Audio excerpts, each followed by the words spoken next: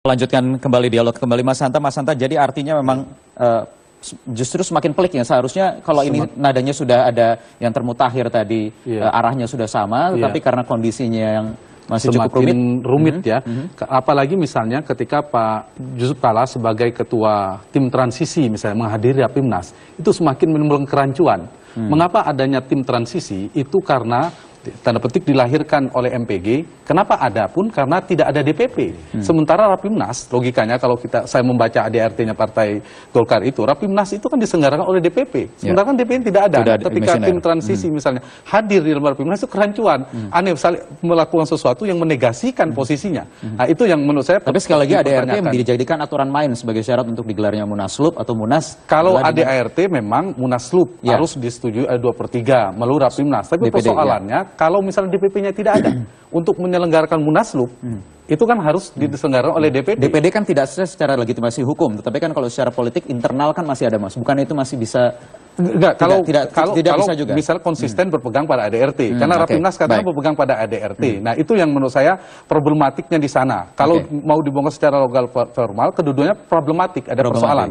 Nah pertanyaan Bung Wahyu soal kedua, Rapimnas kemudian menghendaki Munas, saya bisa membacanya dua. Satu bisa jadi terlepas soal tadi ya, debat soal posisi legal formal tadi, Rapimnas ini mungkin akan mengarah ke Munas. Kemungkinan sudah ada kesepakatan deal politik baru, posisi. Atau yang kedua, justru Rapimnas bisa dijadikan sebagai forum untuk bukan memperkuat akan menuju ke Munas, tetapi instrumen untuk menahan laju Munas. Ternyata misalnya klaim dari Rapimnas kemarin tidak ada 2/3 yang mengusulkan Munas, kelanjutan dari pertemuan Bali misalnya. Ternyata Rapimnas ini mengokohkan tanda petik ya, dari versi yang berbeda, tidak perlu ada Munas. Jadi bisa dibaca dua. Kalau saya melihatnya dua kemungkinan itu saja.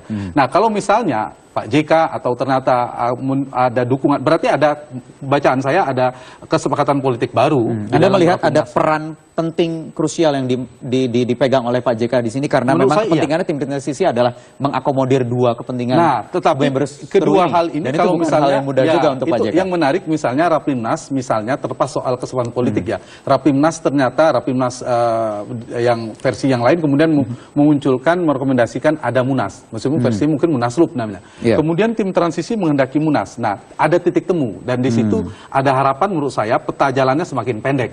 Kemungkinan ada Munas, tinggal membicarakan ada kepenitiaan, perlu Munas, siapa yang menyelenggarakan bersama atau tidak, kapan, di mana, pesertanya siapa, dan tatipnya bagaimana. Artinya ada peluang.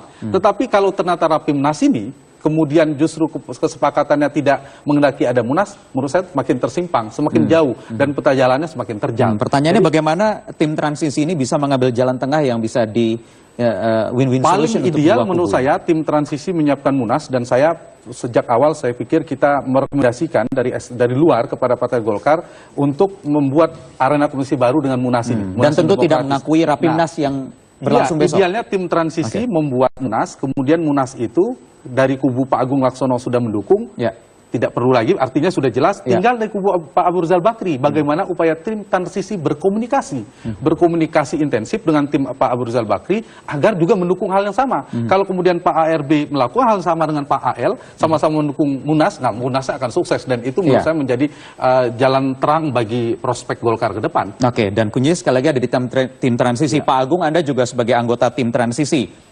Dan malam ini nanti ada rapat perdana, Pak Agung. Apa agenda kira-kira yang akan dibahas dalam rapat malam nanti di rumah Pak Yusuf Kalla, Pak Agung? Ya, tentu semuanya mengacu pada putusan Mahkamah Partai itu sendiri. Sebagaimana diketahui, Mahkamah Partai telah memutuskan dibentuk tim transisi yang diketuai oleh Pak Yusuf Kalla dan pelindungnya oleh Bapak B.J. Habibie. Itu adalah untuk mempersiapkan dan menyelenggarakan musyawarah nasional sebagai jalan untuk penyelesaian akhir dari konflik internal.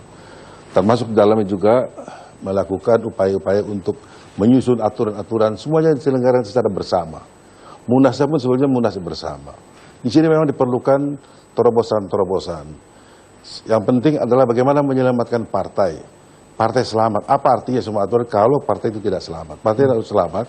Nah, untuk menyelamatkan itu, kami memandang bahwa diperlukan diselenggarakan oleh teman-teman atau tokoh-tokoh yang reputasinya sudah tidak diragukan lagi duduk dalam tim transisi ini. Saya kira ini langkah yang baik. marilah kita menuju ke masa depan saja, yaitu Munas. Munas sebagai jalan keluar. Sebagaimana Pak Hanta juga tadi sebutkan, maupun oleh Pak Doli.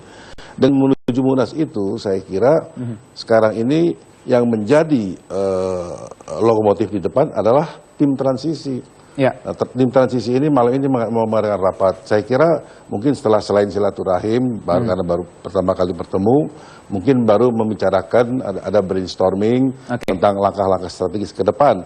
Tapi menurut saya itu langkahnya adalah apakah nanti tim transisi akan mengambil sikap terhadap Rapimnas yang besok digelar oleh kubu Abu Rizal Bakri, Pak Agung?